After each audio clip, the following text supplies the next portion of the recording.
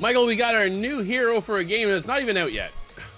Marvel Rivals gets announced over at D23 in Brazil. Marvel Games and NetEase Games announced that Moon Knight will join the launch roster for Marvel Rivals. The new superhero team-based PvP shooter lets players assemble an ever-evolving all-star squad of superheroes and supervillains, battling with unique powers across a dynamic lineup of destructible maps from across the Marvel multiverse.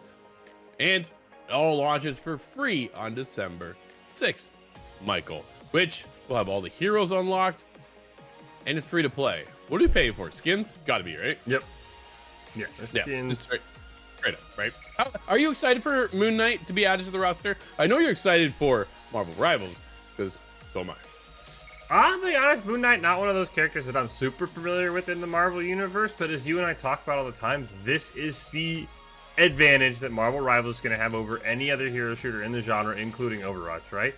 People are going to be hyped for Moon Knight, and for people like me, right, it's a way for me to learn a Marvel character that I might not be super familiar with, right? We talked about this when the beta came out. We had Jeff the Land Shark character that we thought was absolutely silly, and everybody fell in love with because he was just so stinking cute. So that's one of the advantages, right? You and I talk about all the time. The moment you get a Deadpool or a Wolverine or another major headline character, everybody's going to jump in. But when you get these sort of newer characters that the hardcore Marvel fans are going to know, but someone like myself, I'm more of just a movie watcher, don't quite know Moon Knight. I'm like, all right, let me check it out.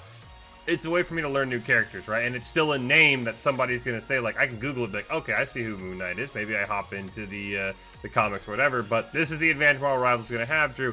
They're going to release big name characters. They're not going to release no name characters. Yeah, which is fair, right? Like, I think Marvel Rivals is just they have such an advantage over the industry right now and where it's at. Moon Knight did have its own, I think, Netflix series, or Disney Plus series, one of those. It was over there somewhere.